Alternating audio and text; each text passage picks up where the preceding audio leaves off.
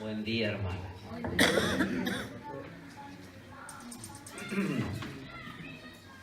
Bueno, como es el último día y la última vez que me tienen en este día acá,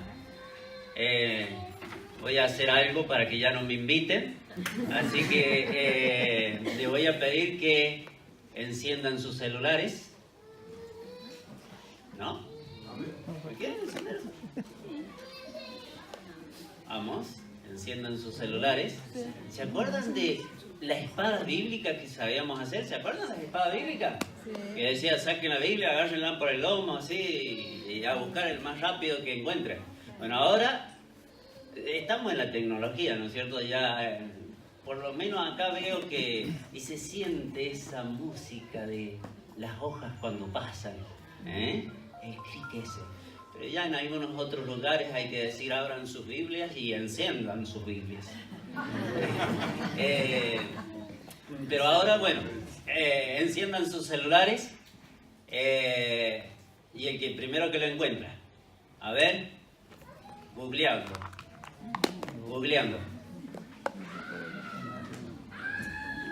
¿Lo tienen ya? Googleando.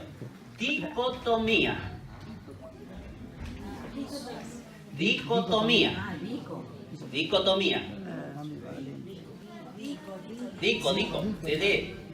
Fuerte, a ver. División de un concepto o una materia teórica en dos aspectos, especialmente cuando son opuestos o están muy diferenciados entre sí. ¿Escucharon todos por allá? Más. A ver, de nuevo ya hagan silencio. División de un concepto o una materia teórica en dos aspectos, especialmente cuando son opuestos o están muy diferenciados entre sí. Bien, eso es dicotomía. Una cosa, ¿y esa cosa qué pasa? Se divide. ¿Y esta división? Opuestas entre sí. Eso sería dicotomía.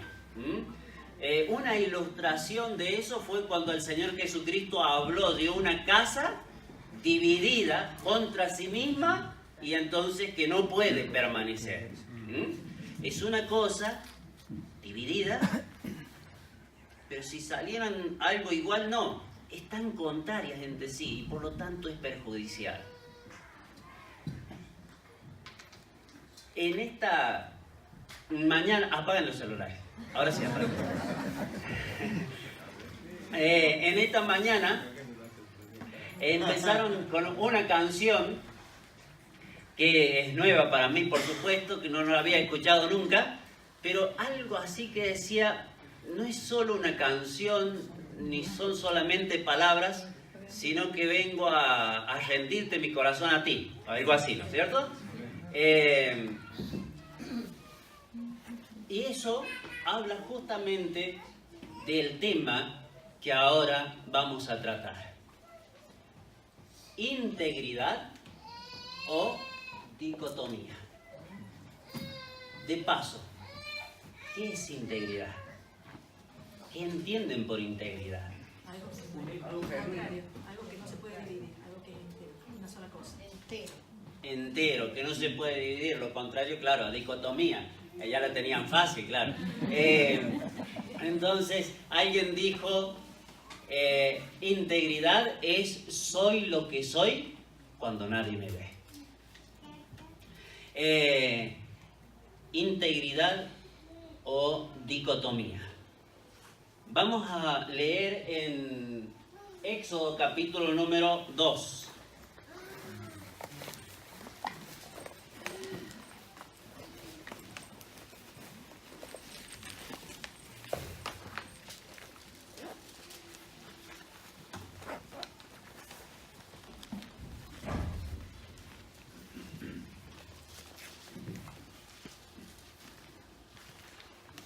Dice,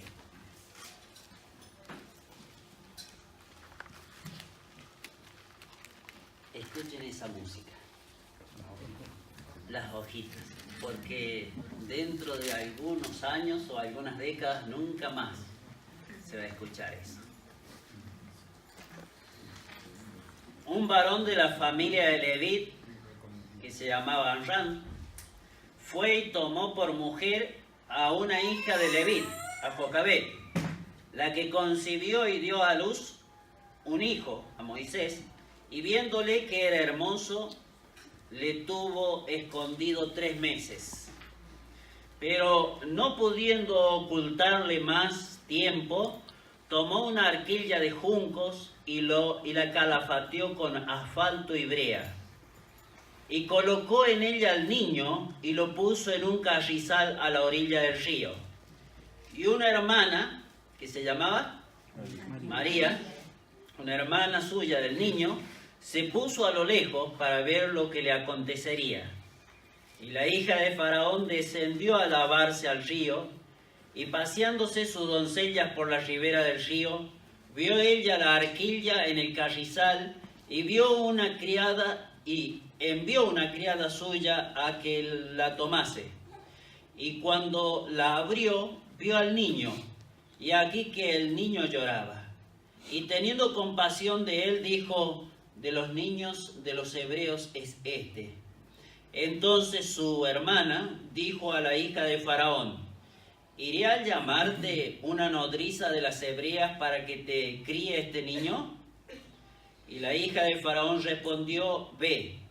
Entonces fue la doncella y tomó a la madre y llamó a la madre del niño, a la cual dijo la hija de Faraón: lleva a este niño y críamelo, y yo te lo pagaré.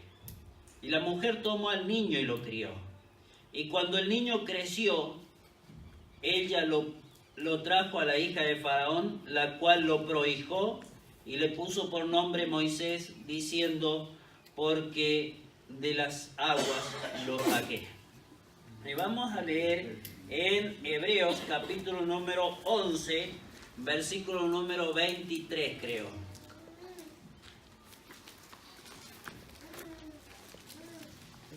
En adelante.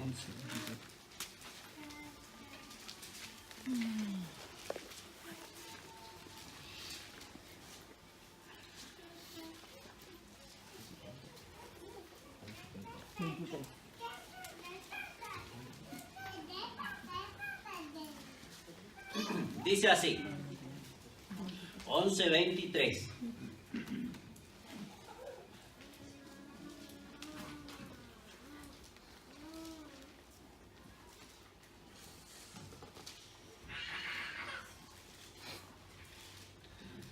Por la fe Moisés, cuando nació, fue escondido por sus padres por 3 meses, porque le vieron niño hermoso y no temieron el decreto del rey. Por la fe Moisés, hecho ya grande, rehusó llamarse hijo de la hija de Faraón, escogiendo antes ser maltratado con el pueblo de Dios que gozar de los deleites temporales del pecado, teniendo por mayores riquezas el vituperio de Cristo que los tesoros de los egipcios, porque tenía puesta la mira en el galardón. Por la fe dejó a Egipto, no temiendo la ira del rey, porque se sostuvo como viendo al invisible. Hasta allí nomás. Aquí tenemos que la referencia que hace acá en el versículo 23 es por la fe Moisés. Pareciera que se refiriese a Moisés, pero en realidad se refiere a los padres de Moisés. Dice: por la fe Moisés, cuando nació, fue escondido por sus padres por 3 meses, porque le vieron el niño hermoso y no temieron el decreto del rey. Allá con los hermanos detrás la sierra, estamos leyendo el Nuevo Testamento en un año.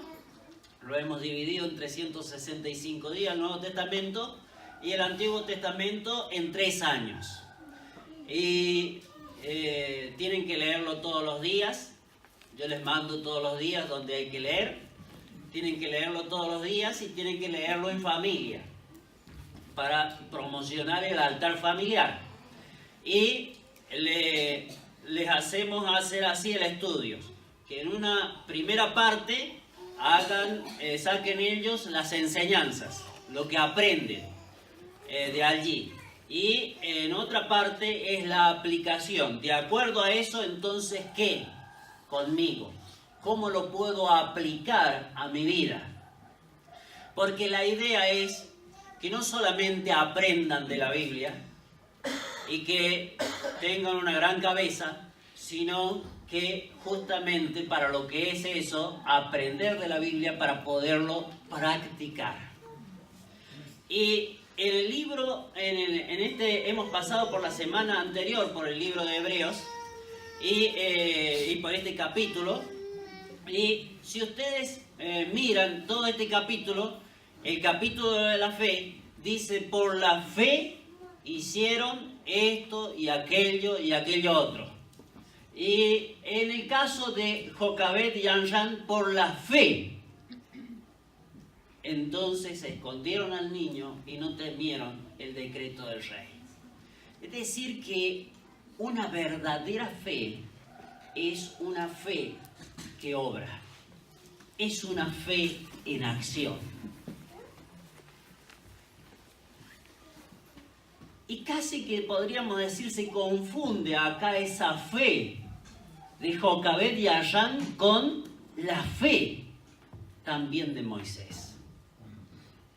Y casi que podríamos, si seguimos leyendo, ver que lo que sus padres hicieron, no temieron el decreto del rey, lo vuelve a repetir 80 años después. Moisés, cuando sale de Egipto, dice: y no temió la ira del rey, porque se sostuvo como viendo al invisible. Hermanos, si hemos de causar huellas en nuestros niños, lo tenemos que hacer con nuestras vidas,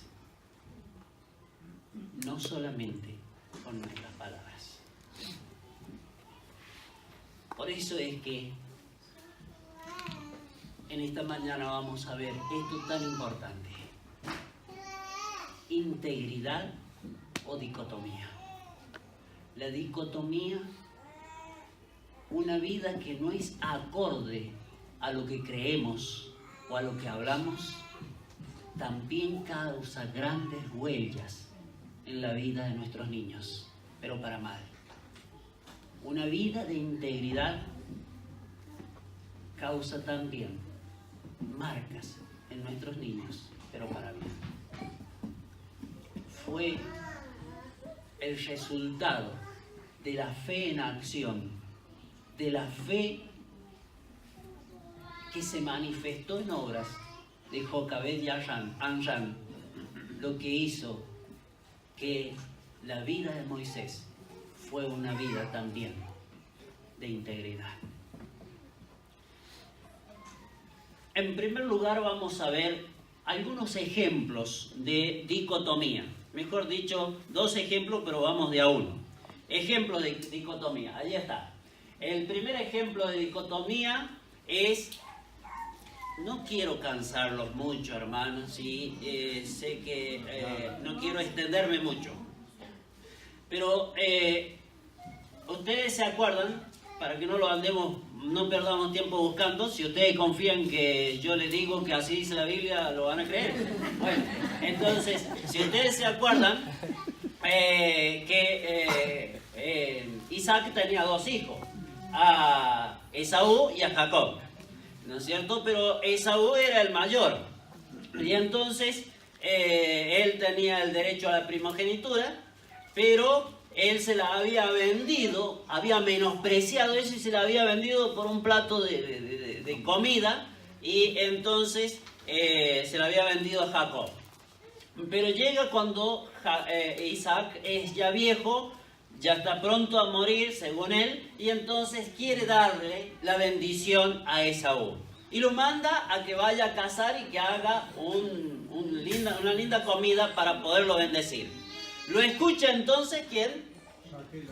Raquel, y entonces le dice a Jacob, mira, estos son los planes de tu papá, vení, yo voy a preparar una comida como a él le gusta, y entra vos, hacete pasar por Esaú y que recibas vos la bendición. ¿Se acuerdan de eso, no?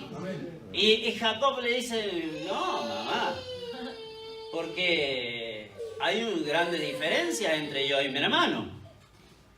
Y él, ¿cómo era Esaú? Velludo. Y yo lampiño. Y en lugar de bendición me va a dar maldición. Y entonces su madre dice, no, anda, la maldición sea sobre mí. Y entonces carnea aquellos corderitos, cabritos, no me acuerdo cuál de los animalitos era. Y entonces dice que le pone la piel aquí y en las manos. Miren si habrá sido velludo, ¿no? Y entonces entra. Pero Isaac tenía un problema de salud. ¿Se acuerdan cuál era? La vista. Y entonces entra Jacob y le dice que lo bendiga, que ya había venido con la... Y dice, tan rápido encontraste. Sí, porque Jehová la puso delante de mí. Y entonces Jacob notó algo raro. ¿Se acuerdan? Y entonces él agarró y le dijo, acércate y dame un beso. Y entonces se acercó. Lo olió. Y era el olor de Esaú, porque tenía los vestidos de Esaú. Y tocó sus manos. Y eran velludas. Y entonces Isaac dijo, la voz es la voz de Jacob, pero las manos de Esaú.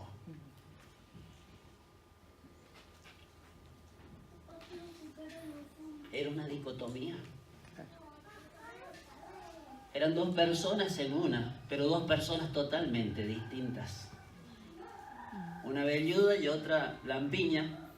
Uno era profano, no le importaba nada de Dios, y el otro sí tenía intereses espirituales. Totalmente distintos. Pero eso es una dicotomía.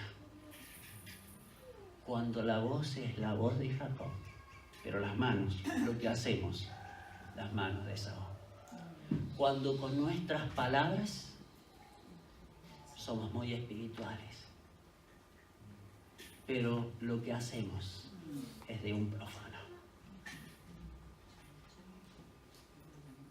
Cuando venimos aquí cantamos, como hemos cantado lindas canciones, y como decía un hermano, qué lindas canciones, qué lindo lo que decimos, y lo decimos nomás.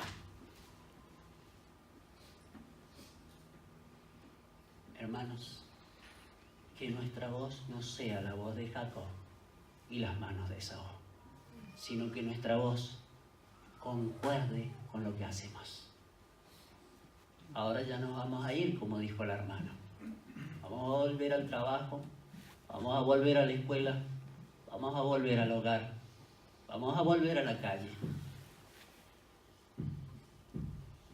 Y allí tiene que ser la voz y las manos de Jacob. Que no tengan los vecinos, peor todavía, que no tenga el Señor que mirarnos y decir, la voz de Jacob, pero las manos de Esaú.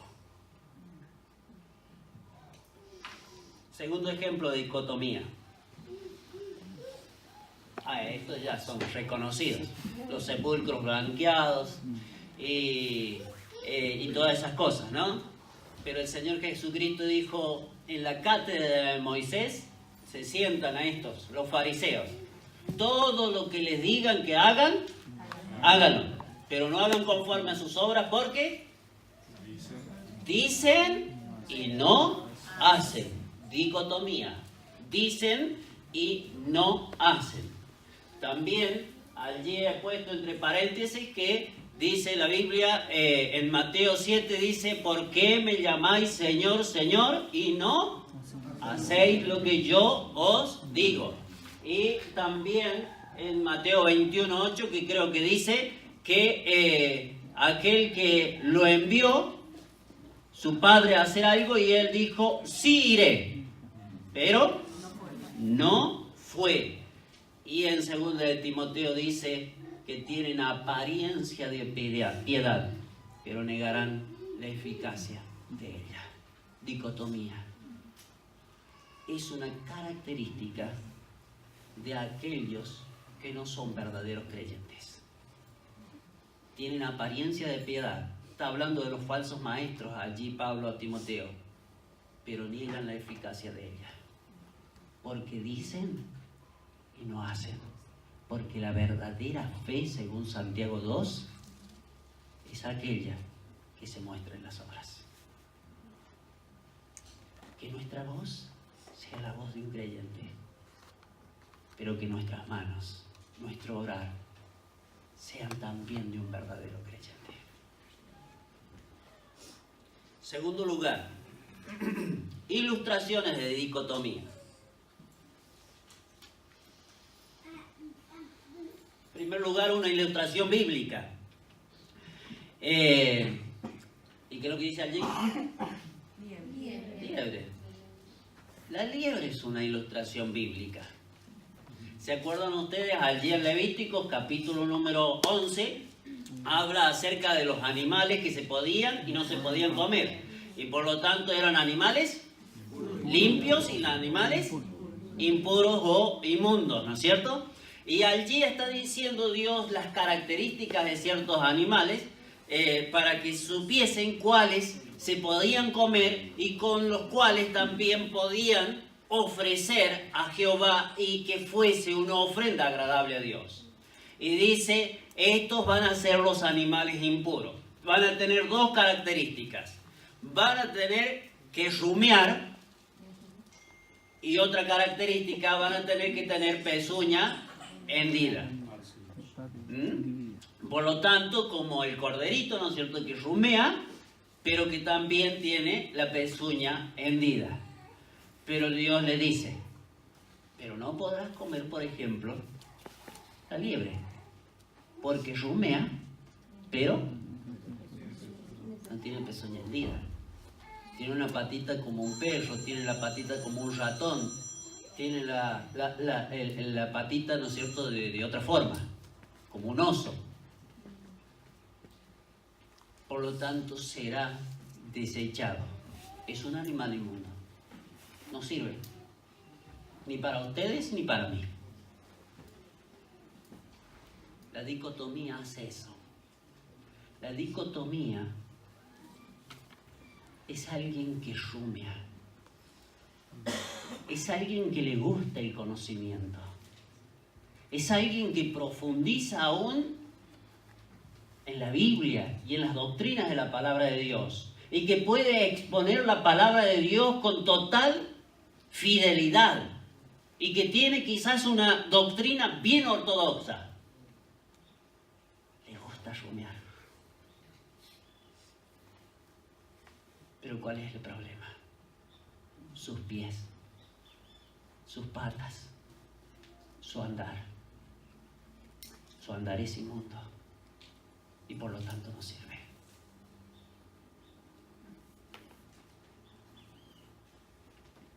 No es un buen cristiano el que sabe mucho de la Biblia.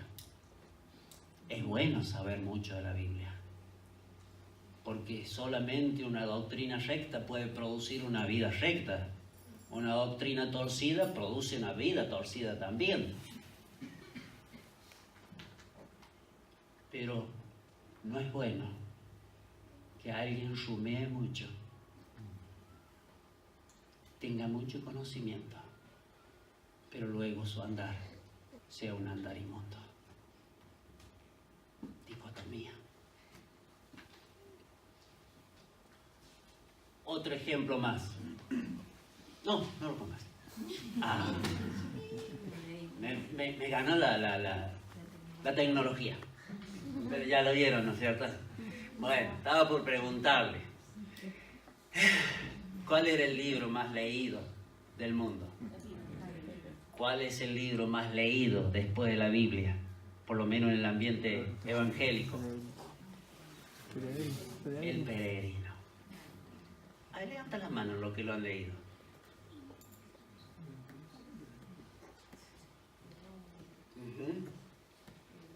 Yo lo he leído ya como 5 o 6 veces. Es fabuloso ese libro. Es extraordinario. Léanlo. Allí en el Peregrino, en el capítulo número 12, ustedes saben que Peregrino, no voy a poner contra el Peregrino porque se me va a ir mucho tiempo, pero el Peregrino vivía en la ciudad de destrucción. Es como para entusiasmarlo con el Peregrino. Vivía en la ciudad de destrucción y tenía una mochila que lo agobiaba y no lo dejaba en paz. Una mochila muy pesada.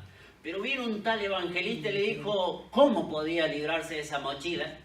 Y le dio un libro negro y él lo leía, ese libro negro. Y cada vez que lo leía, más pesado se le hacía la mochila. Y entonces le dijo, allá, ¿ves allá de queda lucecita? Hay una puerta chiquita, estrecha, tenés que entrar por esa.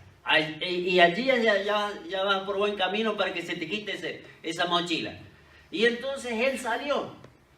Y salió con Flexible. Y pasaron por el pantano de Desaliento. Flexible se volvió y él siguió nomás, pataleó y siguió. Vino... No sé quién le dio la mano, ¿cómo se llamaba? No me acuerdo. Bueno, y le dio la mano y lo ayudó y lo sacó. Y fue, pasó por la puerta estrecha y, resumiendo, fue a un monte donde había allí una cruz. Y cuando estuvo allí, miró esa cruz y cuando la miró, se le cayó la mochila y rodó hacia abajo. Y fue y cayó en una tumba. Y sintió un gran alivio. Y él cantó alabanzas a Dios. Y esa mochila nunca más la volvió a ver. Pero sigue su camino y pasa por muchas cosas que son las cosas que nosotros pasamos en nuestra vida cristiana. Y en nuestra vida, y entonces allí se encuentra, a ver, en la ciudad de la vanidad, en donde le ofrecen todas las vanidades de este mundo. Y no, eso está después. Ya me equivoqué. Bueno, y allí se encuentra en una parte él con fiel y buena compañía, fiel. Y entonces, cuando me acuerdo, se acerca al camino uno y que entra, en vez de entrar por la puerta estrecha, entró, saltó de allá nomás, pasó para el camino. Y lo ve y dice, ¿y para dónde vas vos? Y voy para la ciudad celestial. Ah, nosotros también vamos para allá. Y podemos conversar, y le dice el otro, sí, pero que sean conversaciones provechosas. Y bueno, sí, conversemos conversaciones buenas, porque conversar vanidades no me gusta, le dice el otro. Y bueno, y entonces propusieron un tema, hablemos sobre la gracia, hablemos sobre la salvación, y vieran ustedes qué lindo que hablaba que se llamaba locuacidad. Y hablaba tan lindo, y si uno lo lee, qué profundo que es, qué doctrinal que es. Y él dice, es muy lindo y muy provechoso que las personas hablen de estas cosas, que entiendan profundamente, que crezcan en el conocimiento, para que puedan alentarse, animarse con esas conversaciones. Y conversaban y conversaban. Pero Cristiano se había quedado en la otra orilla del camino. Iba caminando, pero por la otra bando allá, por la otra orilla. Y entonces Fiel lo ve a Cristiano y se va para allá y le dice, Cristiano, mira qué linda compañía, qué lindo hombre aquel.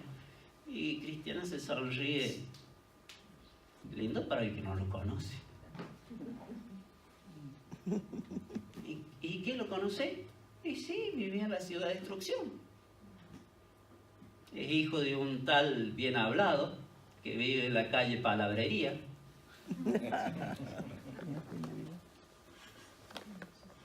Y para resumírselo, porque ya se me está yendo el tiempo, le dice, están sin vergüenza y nadie lo quiere en el barrio. Pero habla tanto del Evangelio que los del barrio ya no quieren escuchar a nadie hablar del Evangelio por culpa de él, porque piensan que todos son iguales. Este es como esos cuadros de pintores que mirándolos de lejos se ven muy lindos, pero cuando uno se acerca, entonces se le ven los errores. Este es de quien se dice afuera es un santo, pero adentro es un demonio. Adentro de su casa es un demonio. Era locuacidad. Un locutor que habla solamente, pero que no hace nada. Habla mucho y no hace nada. Locuacidad. Cuidado, hermanos, con locuacidad. Porque dice la Biblia que el reino de Dios no consiste en palabras, sino en obras. Podemos hablar mucho, pero hacer poco, o hacer lo contrario. ¿Se acuerdan ustedes? La mujer de Potifar. ¿Se acuerdan cómo vociferó ella, cómo gritó en contra de la inmoralidad? Nos has traído este esclavo para que haga infamia de nosotros. Muy en contra de todas esas cosas. Pero sin embargo, cuando estaba solo en la casa y no había nadie y nadie lo veía, le pedía a José que durmiese con él.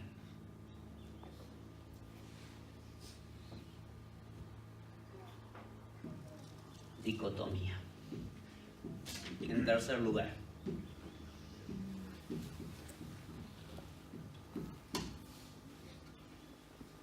la condenación de la dicotomía, o la dicotomía es condenada, en primer lugar, por la palabra de Dios.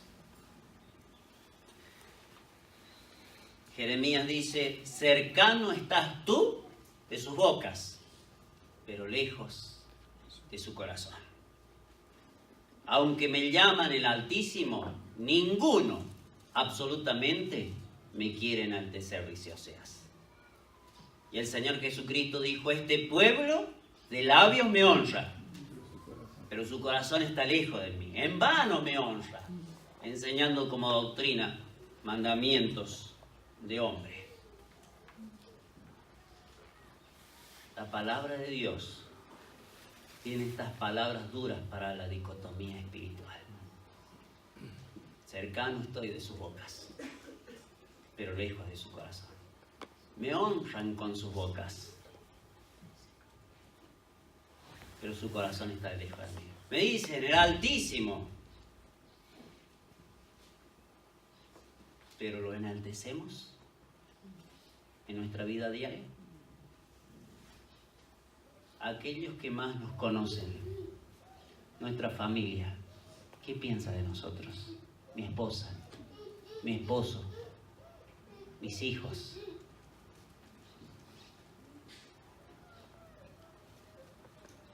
¿Desean y se sienten atraídos al Dios de poder que nosotros tenemos y que ha podido cambiar nuestras vidas, nuestro carácter, nuestro humor,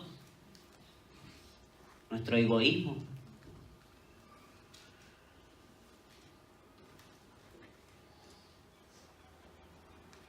La dicotomía también será condenada por el juez. Un día seremos juzgados. Y dice, porque todos nosotros tenemos que comparecer ante el tribunal de Cristo, para que cada uno reciba según lo que haya hecho, mientras estaba en el cuerpo, sea bueno o sea malo. Y Eclesiastés dice, porque Dios traerá, termina así Eclesiastés, porque Dios traerá toda obra a juicio. Y este juez no es como nosotros, porque el hombre mira lo que está delante de sus ojos, pero Jehová el corazón.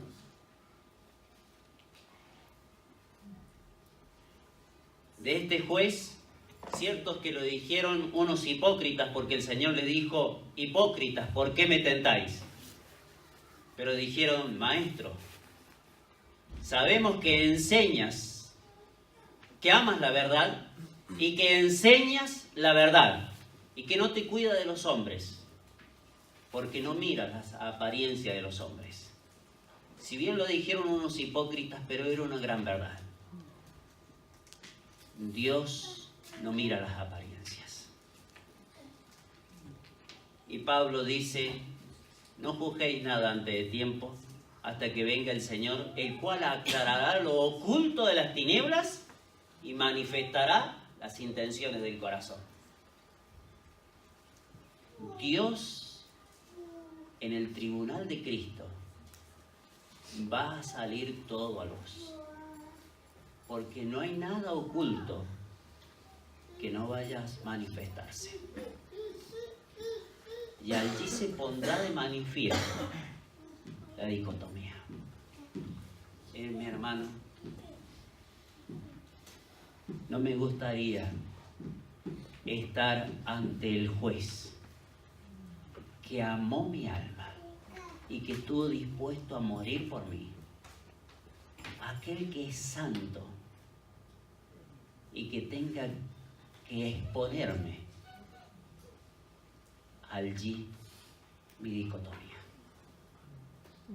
Mejor seamos íntegros, para que, como dijimos anoche y dice la Biblia, Él nos pueda decir, buen siervo y fiel, íntegro.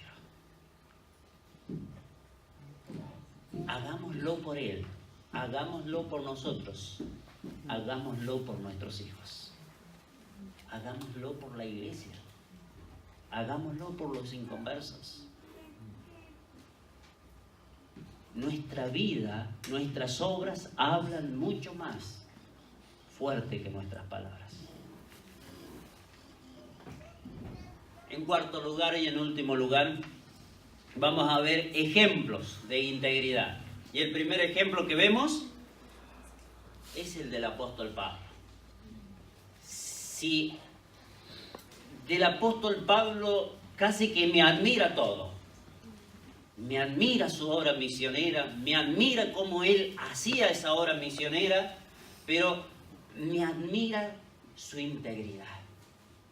Él decía, por lo demás, hermano, todo lo que es verdadero, todo lo honesto, todo lo justo, todo lo que es de buen nombre, si hay virtud alguna, si algo digno de alabanza, en esto pensad, lo que aprendisteis, recibisteis, oísteis y visteis en mí, esto haced, y el Dios de paz estará con vosotros. ¿Quién podría decir esas palabras? De aquellos que me conocen. Los podría decir a ustedes, no me conocen. Pero de aquellos que me conocen. Es más, mi propia familia. Qué lindo podría ser decir, por lo demás, todo lo que es verdadero, todo lo honesto, todo lo justo, todo lo puro. Si hay virtud alguna, si hay algo digno de alabanza, en esto pensar. Lo que aprendiste, recibisteis, oísteis y visteis en mí fue eso justamente. Entonces esto haced y el Dios de paz estará con vosotros. Él decía, sed imitadores míos, como yo he visto. Que nos esforcemos, hermanos, por nuestros niños, a acercarnos un poco a esas palabras. Y otro ejemplo, el ejemplo máximo de integridad. ¿Quién? El Señor Jesucristo. Está en Hechos capítulo número 1. A ver, búsquelo a ese. Y ustedes me van a decir por qué es un ejemplo de integridad. ¿Cómo dice? A ver. Escribía acerca de todo lo que Jesús había hecho y enseñado desde el principio. ¿Dónde vemos la integridad? Hecho y enseñado. Enseñó lo que hizo e hizo lo que enseñó. Claro. Pero fíjense en el orden, es importante. Comenzó a hacer. Ya está. Primero hizo, y luego enseñó. Por eso es que él enseñaba con una autoridad que los fariseos no tenían. Porque podían escucharle y podían relacionarlo con sus vidas. Siempre que nos escuchan, lo relacionan con nuestra vida. Y eso o nos quita la autoridad o nos da autoridad. Pero él enseñaba como quien tiene autoridad. Porque primero hacía y luego enseñaba. Y también dice, ¿se acuerdan con el camino de Emaús? Que los otros no sabían lo que había pasado el Señor no sabía lo que se hacía, el que no sabía lo que había pasado allí. Y entonces, ¿eres tú el único forastero en Jerusalén que no sabes las cosas que en ellas han sucedido en estos días? Entonces él le dijo, ¿qué cosas? Y él le dijo, es Jesús Nazareno, varón, profeta, poderoso en obras y en palabras delante de Dios y de todo el pueblo. Obras, luego palabras, pero también esto, delante de Dios. Y también delante del pueblo. No era delante del pueblo solamente, sino primero delante de Dios. Soy lo que soy cuando nadie me ve, de los hombres. Pero hay unos ojos a los cuales no podemos ocultarle nada. Sino que la Biblia dice que estamos desnudos y abiertos a los ojos de aquel a quien tenemos que dar cuenta.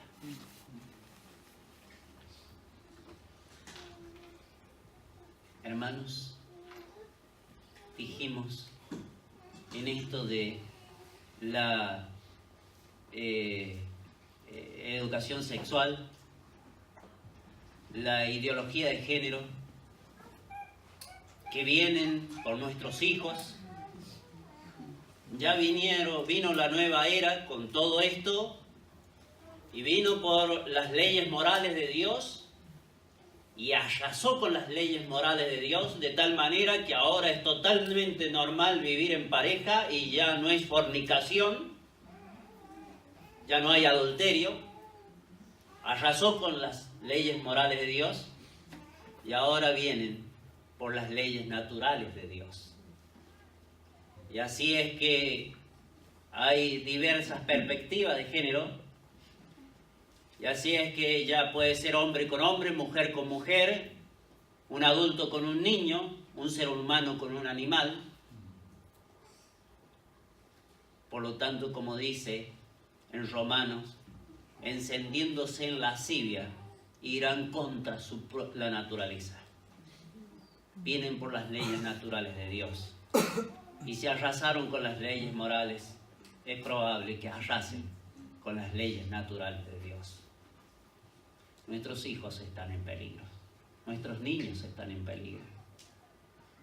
Y si los dejamos sin el Moisés y sin nacer de ellos Moisés, serán destruidos.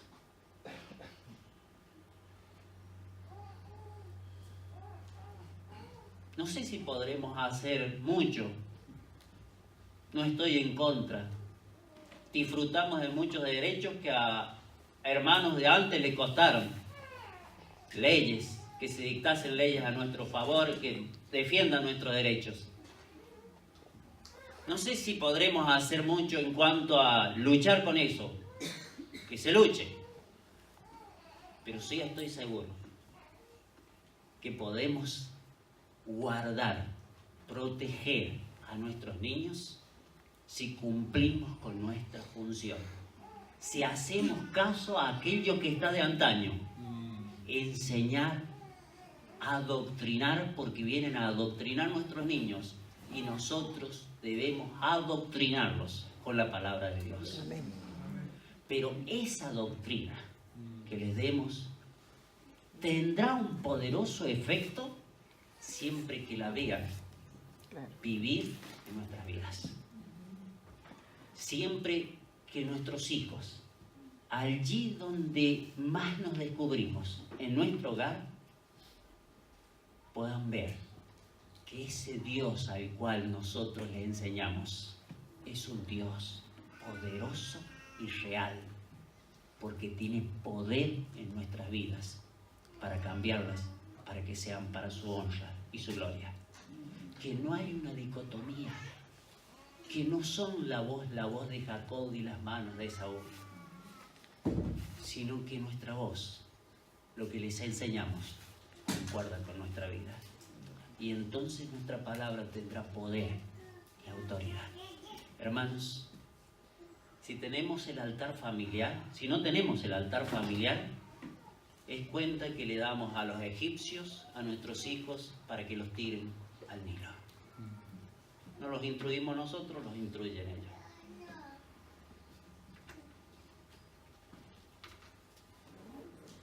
Pero, con la dicotomía, no hace falta que se los demos a los egipcios. Nosotros mismos los empujamos al Nilo. Con el altar familiar podemos vacunar a nuestros niños para que no caigan en la filosofía y hueca sutileza, en los rudimentos del mundo que no son según Cristo. Vacunarlos, que salgan allá, que estén expuestos, pero serán impenetrables, serán impermeables. Nada de eso les podrá hacer daño. Pero con la dicotomía vamos a vacunar a nuestros hijos contra el Evangelio. Que el Señor, hermanos, nos haga ver la importancia de esto, de la integridad,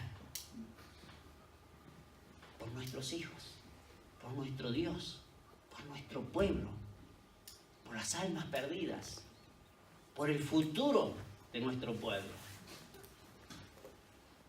La necesidad de llevar vidas íntegras. Que hablemos del Evangelio de la verdad, con una vida acorde a la verdad, para que la gente de verdad sea atraída al Dios de verdad, para que Dios en verdad sea glorificado. Que el Señor les bendiga. Muchas gracias, hermanos.